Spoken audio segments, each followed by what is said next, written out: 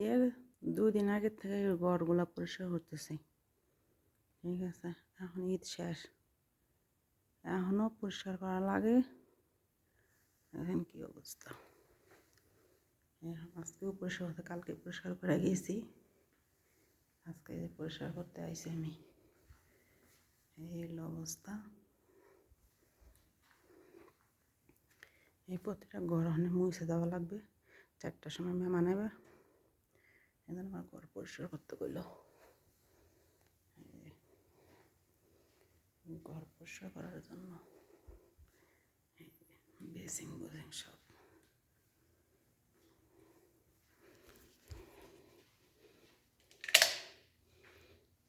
এটি সব এখন আমার মশা লাগবে নতুন করে। আর মানুষ যে থাকে সেই রুমেই ঠিক মতো পরিষ্কার করে না। কালকে এই সাইড আমি পরিষ্কার করে গেছি, তো কালকে তারা কই জানি গিয়েছিল, আমার ওই সাইডটা পরিষ্কার করতে দেয় নাই।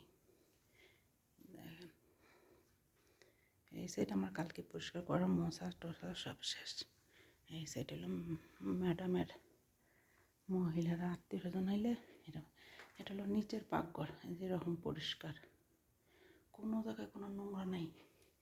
তারপরও এইভাবে হাতটা দেখবো, কই আল্লাহ ত্রাপ, আল্লাহ ত্রাপ, এরকম কোনো ময়লার কোনো প্যাঙ্গাস নেই। এই যে দেখছেন অবস্থা, এই যে এটা হলো আমার ম্যাডামের শাশুড়ি, যখন আসে তখন এই রুমে ঘুমায়। এই যে অবস্থা, এই হলো অবস্থা। এটা হলো বাহির আমার, এই রুমটার মধ্যে বসে খাওয়া দাওয়া করে মেহমান আসলে। এই হলো 4 টেবিল, আর এই হলো টেবিল। এই টেবিলগুলা নিচে পাইতে দেয়, এখানে বসে বসে খাইতে দিন। এখানে খাওয়া দাওয়া হয়েছে ঘরটার মধ্যে ধুম রাখা।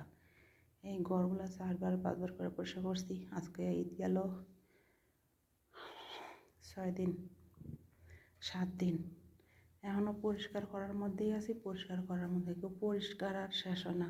এত রে ভাই কাজ, এত কাজ করাই, কিন্তু মনের দিক দিয়ে ভালো না ভাই, খুবই খারাপ। এতটা মানুষ নিকৃষ্ট হয় বলার বাহিরে। এগো ব্যবহার খুব খারাপ, খুবই খারাপ এগো ব্যবহার। এটা দেখানোর কারণ, অনেক মানুষের যে ঘরটা যে থাকে ভাই, সেই ঘরটার মধ্যে ঢুকলে আপনি এক গ্লাস পানি খাইতে মন চাইব না। মানুষ সুন্দর, কিন্তু আপনি তার হাতের এক গ্লাস পানি খাইতে চাইবেন না, হ্যাঁ ঘর নোংরা দেখার কারণে। কারণ তারা ভাই খালি মোবাইল,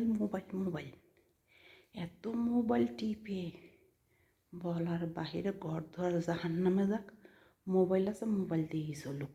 আজকে এই পর্যন্তই, ভালো থাকবেন।